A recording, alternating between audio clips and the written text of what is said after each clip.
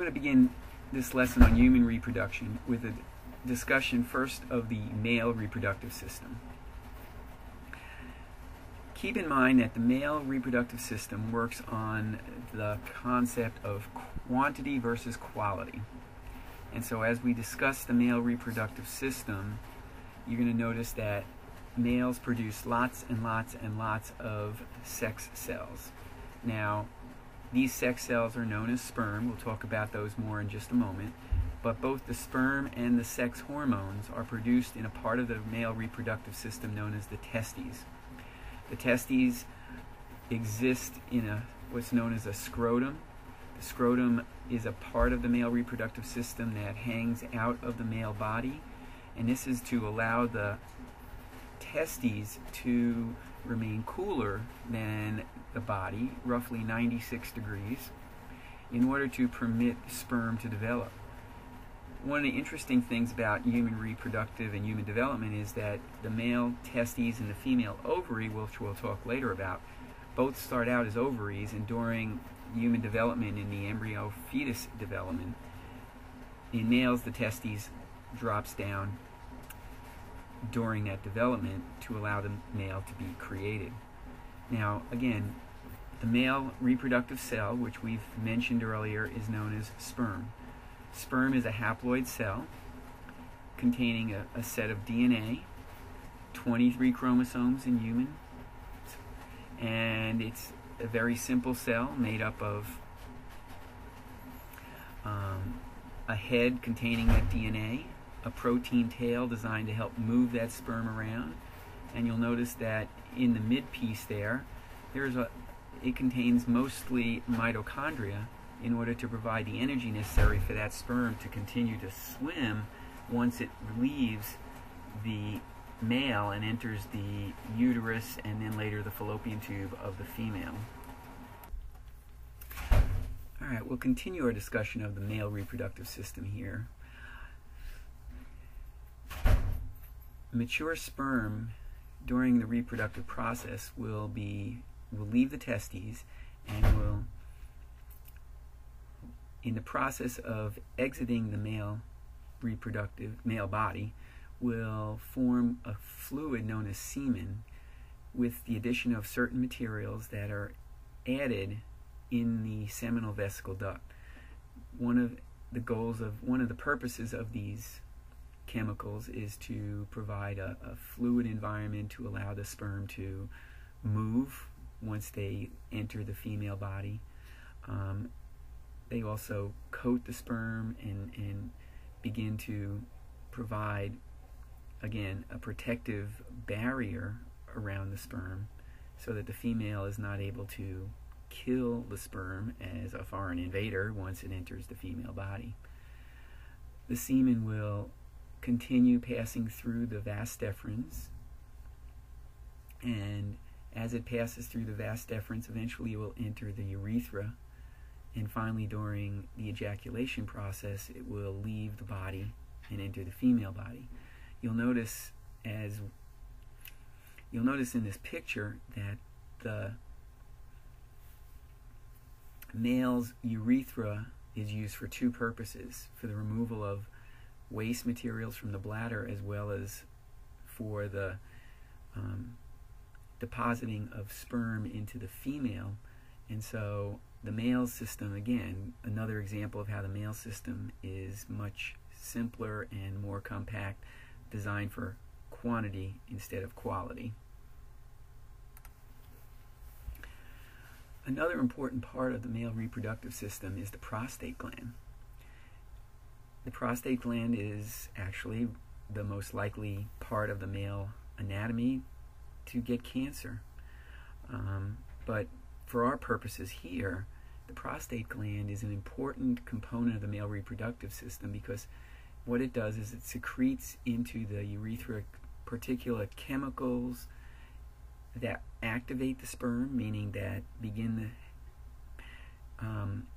prod the sperm to begin the swimming process, as well as protect the sperm. The chemicals alter the pH of sperm so that when the sperm enters the female uterus and begins to try to migrate up into the fallopian tubes, the woman's uterus has a different pH that could destroy the sperm before they even have a opportunity to move or swim within the female reproductive system. Now we'll talk about the female reproductive system for just a moment. In the female reproductive system, eggs are going to mature in the ovaries. Females have 2 ovaries buried deep into their body above the pelvic region, and eggs mature here. Females only release eggs periodically, and once these eggs are released from the ovary, they'll travel through the fallopian tube down into, or the oviducts, down into the uterus. Again, females don't work on the quantity, but they work on quality. And so during the menstrual cycle, in a human female, a female will release 1 or 2 eggs, okay, at each month down into the uterus, and those eggs will remain there for a period of time, and if they become fertilized, if they accept the sperm, then they will develop into a human female, or a male human, or a female human. Alright, if we continue with our discussion of the female reproductive system here, the vagina is the part of the woman's reproductive system that's basically there to guide the male penis into the appropriate position and location for delivering the sperm to the female. One of the things you'll notice is that in the female reproductive system, okay, the woman's bladder is separate from her reproductive system, and this is again allowed to allow her to continue to use her bladder while still carrying the fetus inside her uterus during reproduction. Okay. As I stated earlier, the human female reproductive system is designed differently from the male's. It is designed for quality versus quantity. In human females, the female produces an egg every roughly 28 days, and this is known as the menstrual cycle. And during that cycle, 1 egg will be formed, or perhaps 2, and formed and released. And once they're released from the ovary or ovaries, depending on the female, it will travel down the fallopian tube and rest in the fallopian tube, waiting to receive a sperm if a sperm is available. Now, if a sperm is available and the female egg accepts it, then it becomes a fertilized egg, which means that now it is no longer 2 haploid cells, but a full diploid cell with half the DNA from the mother and half the DNA from the father. If the egg does not accept a sperm, then at the end of the menstrual cycle, that egg is flushed out with all of the remaining tissue that was created in the uterus in order to prepare for the possibility of a fertilized eggs to become a zygote and eventually become an embryo. The next part of this lesson, I want to just spend a little bit of time talking about hormone action. Hormones are chemicals that are produced inside different glands or organs in the body that are designed to direct the body to carry out certain roles. In males, the primary hormone that guides the male to become a male is testosterone. Testosterone is produced in the testes, and testosterone is what, again, during puberty guides the body towards creating a male body. Again, producing facial hair, deeper voice, the Adam's apple, more muscle, etc.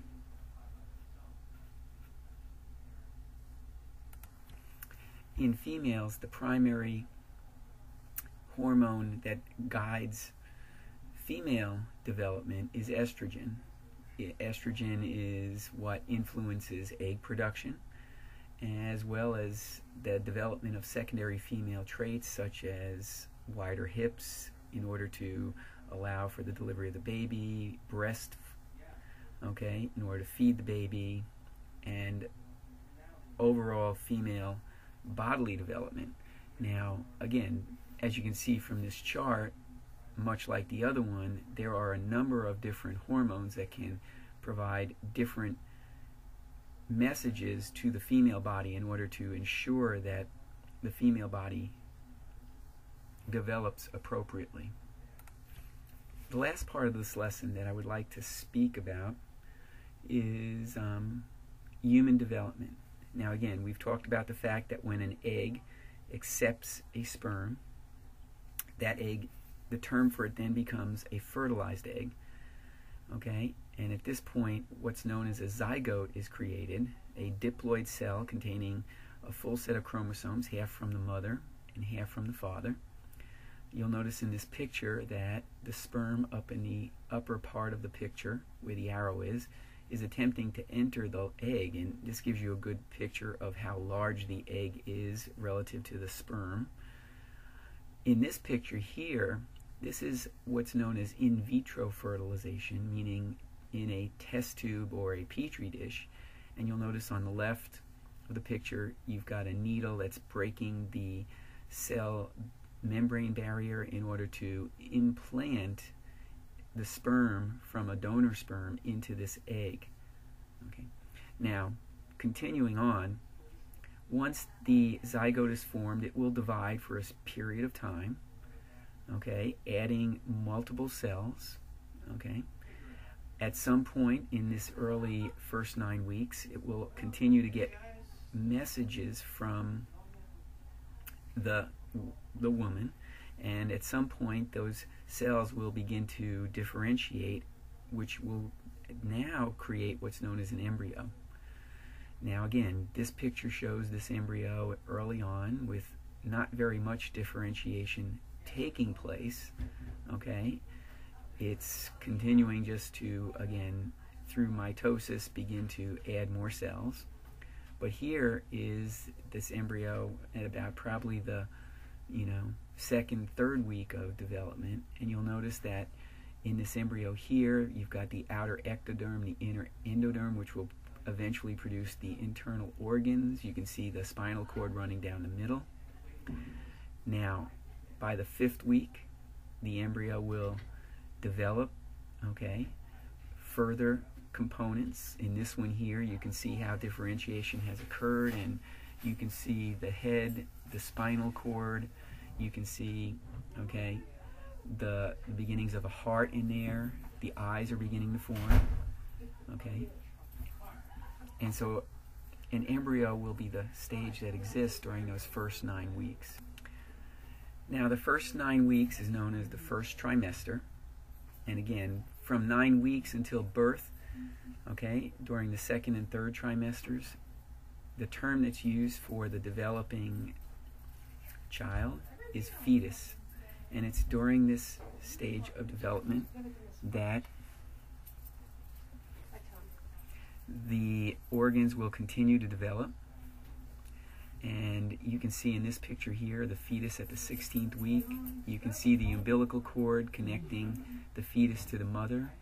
It connects to what's known as the placenta. That's in the left part of this picture. And the placenta is the primary connection between the mom. It's where there's multiple blood vessels, and it allows the mother to feed the baby. Okay. In this picture here, you can see at the 34th week, you can see that there's clearly human facial features. This is in the 3rd trimester. You can see the hands, the eyes, the nose, the mouth, the ears. One of the things that stands out is the incredibly large size of the head, because a lot of energy has been put into making the brain. And this final slide gives you an overview of when these organs develop. Okay, these organs develop at different stages, the heart earlier than others, but it gives you an idea that not everything happens at the same time.